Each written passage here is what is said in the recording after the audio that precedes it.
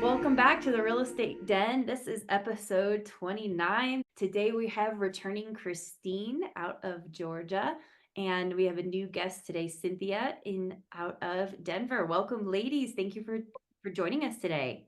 Thank you for having me. Yes, thank you for having me. Awesome. Well, let's just sort of hop right into it. We'll go kind of quickly because I know we already have an episode with Krystine where you told us kind of where you're from and what you're doing. But just for those who haven't listened before, tell us a little bit about what you do and what location you're in. Sure. I'm in a suburb of Atlanta. I'm in Marietta, Georgia, so about the northwest part of Atlanta. I've been living here since 1996. I came down here from Pennsylvania, and I'm originally from New York.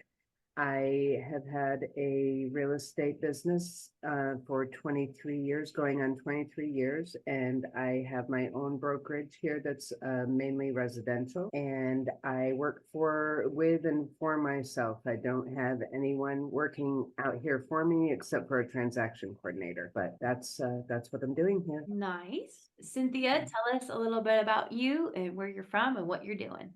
Thank you. I'm originally from Costa Rica, so this beautiful accent is not going anywhere.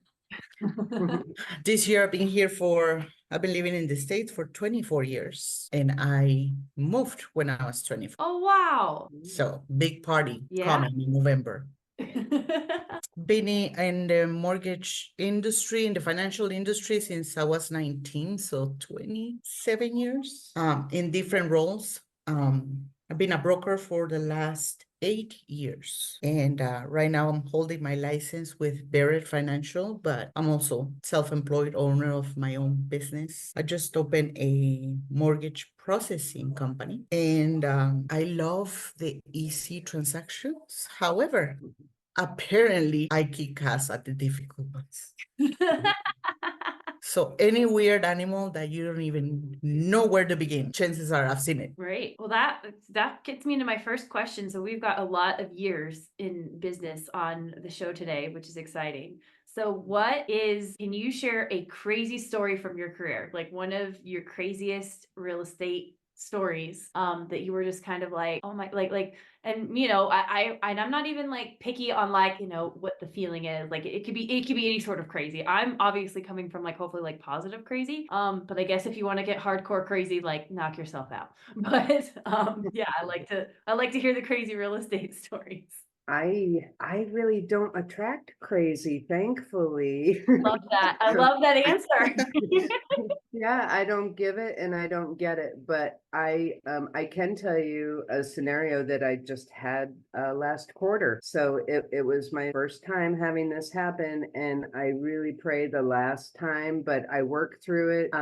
So what happened was I had an open house, and I was the listing agent, and I had a couple come through, and they fell in love with the house, and I asked them, of course, do you have an agent? And yes, we do. I said, okay, I know the way this house is priced and the way the market is, it's probably not going to be sitting around long. Please ask him to send me something quickly if you're going to write an offer. And she said, oh, absolutely, we're going to write an offer. Well, about 24 hours later, I finally hear from the agent, and he sends me over the offer, and the offer had, I think it was 11. I counted 11 errors in the offer, including my name, my brokerage, like all the pertinent information was incorrect. Big stuff. What's that? Big stuff. Yeah, it wasn't small stuff. So of course my seller is anxious because you know how we are, we get excited, like, oh, we're gonna get an offer when we probably should wait till we have it in hand. So, I've got him like, hey, where's my offer? Sir, I cannot consciously give you this offer and have you sign it because you are not going to appreciate me afterwards. So let me hammer out the details with the agent, make sure that it comes correct, and then you can have it. Well, that conversation with the agent did not go well at all. And I deliver things always with sugar. I always want to speak to someone else the way that I've spoken to. No, and you totally do. Because I was just thinking that. I was like, man, Krystine, some agents on there, I said it nicely. No, you didn't. I know you said it nice. Like, I know you were not I can see that about you. Thank you. So, and we're having a conversation. It wasn't an email. There was nothing to misinterpret. I just said, hey, listen, I really need to have this you know, with the things correct. Well, what's wrong with it? You know, I immediately got attitude. I said, well, you know, for starters, and so, you know, I'm working through it. He said, well, I have a transaction coordinator and they messed it up. I said, oh, okay. I said, do you want me to email it back to them and ask them to fix it? You know, I'm trying to get it done. And he's like, no, I'll handle it. Okay, great. So like it took about 4 days, honestly, 4 days to get a contract that was legible and made sense and was not going to be giving us everything away. So finally, when we got through that, it just set the tone for me to be on guard now and nervous about anything else that we might have to negotiate and work through, because it's not a, you know, I don't have a great communicator on the other end here. And so that it turned into a whole lot of back and forth between me and the agent, where I had to ask him not to call me anymore. That's what it was. I asked him not to call me anymore because I needed things in writing, because things were not coming out in a truthful manner when I see them in writing after our conversation. Right. And that created a huge problem between us, where I had to go into my own heart Yeah. and realize how much it was affecting me and my daily routine of how I was feeling about myself, about him, about the industry, about client, like the whole thing was affecting me in such a negative way that I couldn't see past. And the only thing I could do, and it ties into something else I was doing, I was teaching the 4 agreements. And I know I go down rabbit holes when I'm telling you a story, but it all ties together at the end. I was teaching the 4 agreements, which are being impeccable in your word. Don't take things personally, don't make assumptions, and always do your best. Those are the 4 principles. I was teaching that to my women's group at the time, and I'm on being impeccable in your word on that lesson. And when I woke up that morning and I'm mad at this agent and thinking, oh, I can't wait to talk to his broker and tell her everything he's been doing and tell her how he's messing this all up. And then thinking, oh, I gotta get to go teach today. Really?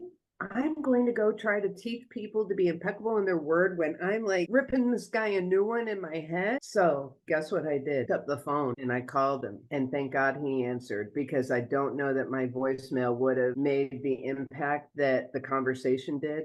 And Yeah. he was, I could see his face like, hello, like, you know, why, who's this? Why are you calling me? And I said, I want you to know that I owe you the biggest apology. I am so sorry for my role in all the miscommunication that we've had that have turned us to where we are today, because it's affecting me. I know it has to be affecting you. It's affecting our clients for sure. And that's not what we're about. And he was so relieved to hear me say that. He apologized back. We forgave each other, and it turned out to be a good transaction at the end. But Wow.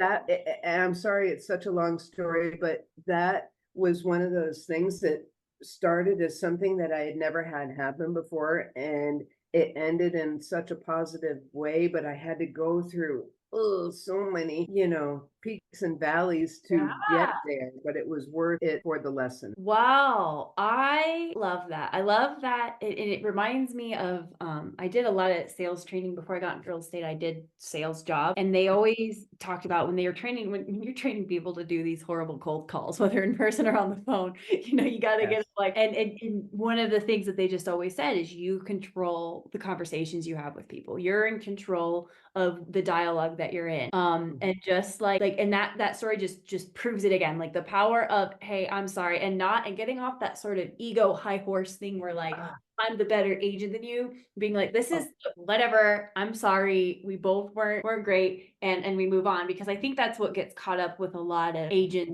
just in general, it's just these egos sort of fighting, and that's just not what we need to sort of be about. Thank you for sharing. I love that. You're welcome. Cinthya, what do you have crazy story to share us of all your years? How am I supposed to follow that? I know. So you had a lot of time to think up something. Like, thank you, Krystine. I don't have anything to say. Make something up. Oh. I'm just kidding. So, funny that you mentioned that book, because I'm rereading it again. Oh, wonderful. I love that. And when you said that, I got the chills. I'm like, yep, Yay. the universe at work. Love it. Yes, ma'am.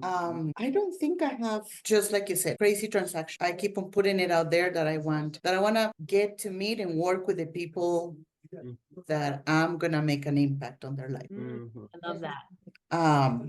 And I think purchasing a house, it's not only their biggest financial transaction, but a lot of the times is a milestone that is gonna change future generations in that family. Mhm. And to me, the way that I see it is, it's an honor. It's a lot of hand holding, when we have a second language, in between, Mhm. but it is so rewarding. Mhm. It's really rewarding. Do you have a rewarding story you can share with us? Like what, maybe like a buyer that really had a lot of things they had to sort of get through to get to where they're at? Do you have? I'm working with a couple of buyers right now. We're closing at the end of the month. And I believe we're already clear to close, but the realtor is in Florida, so we're trying to lump up all of her closings so that she's here for the closings at the end of the month. They had a really bad car accident last week. Oh, no. Like their van tumbled over like 2 times. Their 14-year-old ended up in the hospital with a concussion. A Ugh. couple of days ago, I actually went to their house to bring them some documents. Mom has a really hard time writing. She doesn't read or write. So it takes quite a bit to get her to write her name in any piece of paper. So I was prepared for that. Her daughter comes out of the shower and she says that she has this major headache, the same kid that was in the accident with them a week ago, and that she had a concussion. And again, really simple people. And I'm like, so what are you guys gonna do? Like, I don't like this. She's a completely healthy, otherwise 14-year-old kid who wakes up from a nap and has a major headache. So I got to drag her to the hospital with her mom and pretend that I'm the aunt Mm. and got them to be seen right away. But Wow. those are the kind of things where I know that those were meant to be my clients, because I mean, they trust you with their kid. It's like, okay, I don't speak the language. I can barely write. And I'm like, just let's go. I got home at 10:21. My husband is like, I thought you were kidnapped. And I'm like, no, we're just coming back from the emergency room. Yeah. Wow. What was the conclusion that for the girl? What did they find? Nothing, thank God. The first thing that I thought was a brain bleed. I'm like, oh boy. But no, it was just from the same accident. Okay. She got pretty banged up, everybody actually. I mean, it was amazing that the three of them got away with Right. bumps and scratches, but they just sent her home with muscle relaxers, but at least they did all of the tests and there was no bleeding. But Those people will never forget you. Right. no, They will never ever forget you. That's such a blessing that Yeah. you were there for them. yeah, I love those stories. I love the clients that just stay forever. Oh, yeah. What are some ways that you build clients like this? You both say that I don't want to deal with crazy. I have a specific client that I deal with, and then people that I truly care for. And how do you create a business like that? Because I think a lot of agents feel sort of like they don't, I think a lot of agents feel like they're working with people that they may not want to work with, or they don't, they're probably listening like, oh my God, like I would never help my client's kid. like that's a you problem, but where do you find clients that you have this connection, and what do you do to sort of maintain and help these clients feel super connected to you? That's a great question. A lot of my clients are people that I already know. So they're relationships that I've already established either through friendships or social groups or, networking, any places like that I've already established the trust. That's for me what I feel like is the key ingredient for any kind of relationship, whether it's going to be with my clients or with service providers or, anyone involved, is that they see that I'm a straight shooter, that I'm honest and I have integrity and I care about the outcome. I'm not just winging it here and trying to get a sale. I care about you, and I do believe that comes across in my demeanor. toward people, and hopefully it comes across quickly so that I don't, have to keep convincing them that no, I really do have your best interests at heart. That's why I feel like it's important to meet with people right away, especially people that you don't already have that kind of relationship with. I have a working relationship with a local credit union that I'm in a program that they have that assigns buyers to me that have an account with that credit union when they want to buy a home. So I'm sometimes chosen as the real estate agent, and we have no relationship whatsoever. Those people, I made sure that I did a face-to-face right away. I met one of them, a couple that I just sold their house and bought them another one. We met in Costco for the first time. And ate hot dogs while they waited on their tires to get changed. And so that was their closing gift, was a Costco gift card. But I think it's important to show up and to show that we care. And yeah, that's probably my answer: showing up and showing that we care. Absolutely. Well, and statistically, buying a home is one of the most stressful things you ever go through, besides like being married and being divorced or something like that. That's the status. Like getting married, buying a house, and divorcing are like the top three. So by design, we will imprint in our clients' minds too in a really high stress, time in their life. So if we're taking care of them correctly, they should remember us, our faces, our names. They will only forget us if we're not serving them the way that we need to, I That's think. right. Cynthia, what do you talk to us about sort of your clients, how you find them, what you sort of do? A lot of my clients are, funny thing, referred by a credit union. I worked for a credit union for 11 years. Okay. And also past clients, and also realtor referrals. And something that I have noticed that works with me is not making it a transactional relationship. Like I would call them out of the blue and they're like, "It's everything okay?" And I'm like, "Yeah, I just missed you. You popped in my head and I wanted to see what's going on." And it's harder when you have ADD. But again, I mean, you never know when they are gonna have a conversation about real estate. And if you're not on top of mind, they might just blurt out the name of a realtor that keeps on popping on their feed, even though it's the same 2 transactions for the month. But they keep on putting it out there over and over. So it is important, I think. Just make it personal. Well, some ways that I've always, and this is back before, because I've been in sales for a long time, but then I quit drinking back in 2020. So I did this before because I would used to go, before I quit drinking, I was very chatty, and a couple beers, I would become more chatty. So when I would have conversations with people, I got really good at my CRM because I would take notes just in case I wouldn't remember. So, but that's always helped me too, is like being in the habit of sort of doing that. I was having so many conversations, I would have forgotten this person has 3 kids, this person has 5 kids, I would have switched them or things like that. But having a place to sort of like dump information about them. And I think sometimes we get a little weird about that because we're like, we don't want to stalk them. No, you want to have information. When you go to your doctor, they give you stacks of paperwork to fill of all of your personal information that they reference. Why are we not having personal information to reference, especially if we're in a career where we need to have interpersonal, connections? If your kids are the same age, you should be talking about that. Like, it's more weird if you think you shouldn't be, you know what I mean? Like, these are just social skills that make sense. Like, birthdays, anniversaries, catch those things, stick a card in the mail. I love to buy just like 100 at a time of like thank you notes and just try to, get them out there, just personal things. What are some other personal touches that are sort of easy that you can kind of put in to bring more of a personal connection with your client? I can't say that I am great at doing that. I think of all kinds of things, and then when it comes to the execution, I'm like, oh, I should have, could have, would have.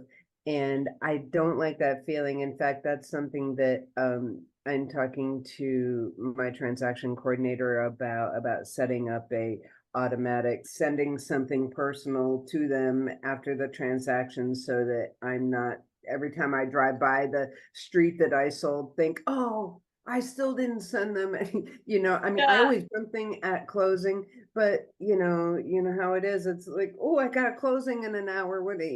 I don't know. That's me. I'm more about like giving them the personal service than I am giving them something, a tchotchke to remember me by, because they're gonna remember me from the experience. That's my hope anyway. Right. If not, then tell me what I need to be buying people that will make them remember me. Well, and I think it's the 2-point thing too, because like I've listed houses with magnets of other realtors on the fridge, like just because your face is on there doesn't you don't call dibs, it's that balance of sort of front of mind. I like to put my logo on things because it's a tax write-off. I am down with paying as little taxes as I possibly can. Cynthia, or do you have anything that you do to sort of bring your personal touch to the business? I do send thank you cards, and I'm trying to get better at it, where I send it not only to transactions to like the buyer and real estate agents, but really to anybody. If I feel like a waitress went out of her way to do her job, make sure that I send a thank you card addressed to the restaurant so that their managers see it. I do put together gift baskets for closings, and just birthdays. I usually steer away from anniversaries, like the anniversary of the purchase of the home, I do, but the anniversary of being married, because Oh, don't do that. statistics are stacked against. Statistics, no. Statistically, I got a call the other day and I was like, come on, man, that was like 2 husbands ago. Give me a break. Yes, exactly. Why do you still have that name in your system? Come on. I hate that name. I made somebody change it at the tire store for me the other day. I'm like, really? Why do you have this name in here? Can you change that? And they're like, okay. Yeah, no, that Yeah. because I did that one time. I think I mailed one anniversary card to a divorced couple, and then I was like, this is a bad idea. I'm gonna stop doing this. Oops. Yeah, you're very thoughtful. I love that you execute your thoughtfulness. That's really great. It is true. I've gotten those calls from Cynthia before. I'll be like, is everything okay? She's like, yeah, what are you doing? I'm like, oh, hi. I'm good. I'm hanging out. Yeah, good for you. Maybe I'll get it through osmosis. Social media. What do you ladies? I know Cynthia posts a lot. Krystine, you guys kind of post. Tell us sort of what you do with social media. Are you getting business from there? Are you connecting with people? I end up posting a lot of lately it's been family stuff, and as well as volunteer things I've been doing in the community as a volunteer, that I like to invite other the community too. Hey, come out and see this, or come out and do that. So that gets engagement. As far as getting business out of my social media right now, I feel like I've been doing so many volunteer roles right now, which is good. I thought about it yesterday. Normally, when I'm feeling like, oh gosh, I'm doing a whole lot of just showing up for nothing here, for free, then I start to feel resentful of my time. That's just natural for me to feel that way. Like, oh my gosh, I'm not making any money. I'm not doing any sales because I'm spending this time on the volunteer opportunities. Um, but it's been such a joy to be doing the volunteer things lately that I haven't even really thought about missing out on any kind of business. And I think that's because my business has been steady this year and it's just been flowing. And it's because I have not been thinking about, oh my God, where's the business? I've been thinking about, oh, hey, where am I needed out here? Who needs me to do what? Because of who I know and what I know. So that has really been great for me, mentally, socially, and emotionally, to be honest with you. I love that, Cynthia. I do get a lot of realtors reaching out to me on social media. Yeah. And I keep on saying that it's my mom's prayers. She's here visiting from Costa Rica. And I actually get realtors asking me, they are like, can I work with you? You have a great sense of humor. And I'm like, sure, let me think about it. See if I can fit you in. Yeah. I'm booked the whole week, but I can make an exception.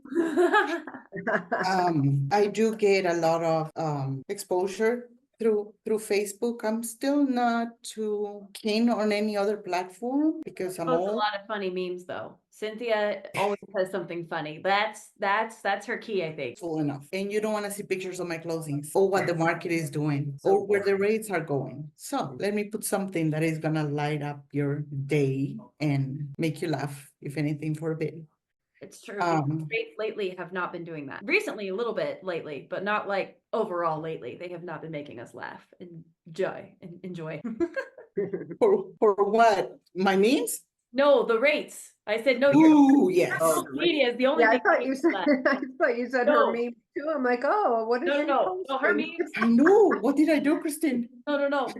Her Cynthia's memes are way better than the current mortgage rates. That I way. just wrote down her name so I can friend her because I need to laugh every day too.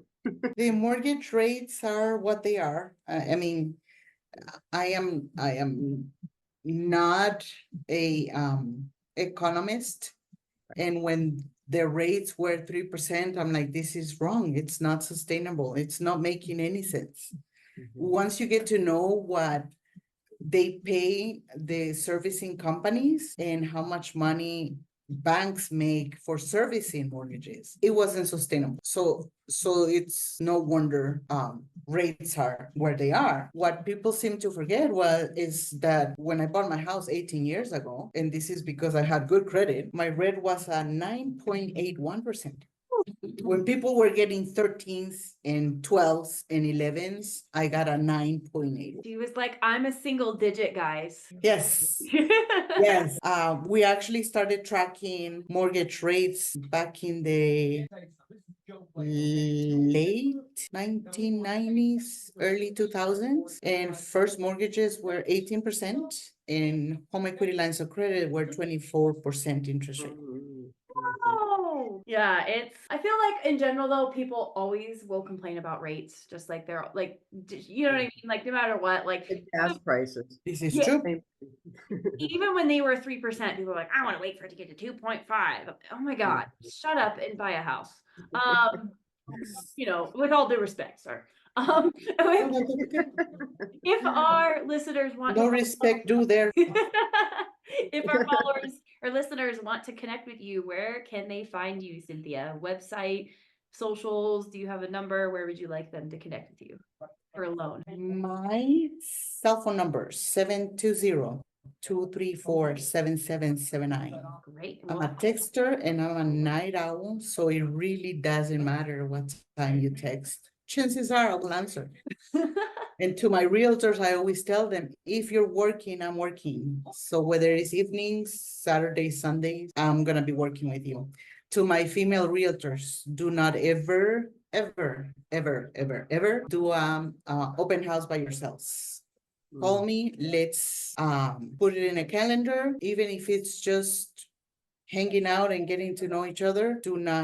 Please don't set up an open house by yourselves. My email is Cinthya with a weird spelling. Thank you, Mom. She got creative with me. CINTHYA@barrettfinancial.com. Great. And again, I love the easy transactions, but I'm really good with ITIN borrowers, bank statements, hard money loans, DSCRs.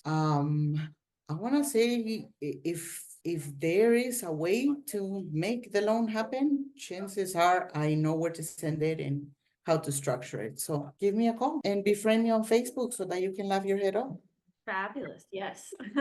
Can I ask Cynthia a question? Of course. Are you licensed in all states? Which states are you licensed in? I have Arizona, California, Colorado, Florida, Texas, and New Mexico. It's really easy for me to get licensed on your state. Okay.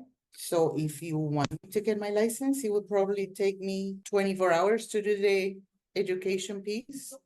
Wow. And 3 days a week to get the license. Mhm. So I would love to help you. Well, thank you. We'll see if I can gather up some more to make it worth your while. Sure. Krystine, where can we find you at? Okay, I am Krystine Torella, and thank you to my mom too for giving me a strange spelling. So my email is Krystine, Krystine at Team Torella, Torella realty.com. So Krystine at teamtorellarealty.com.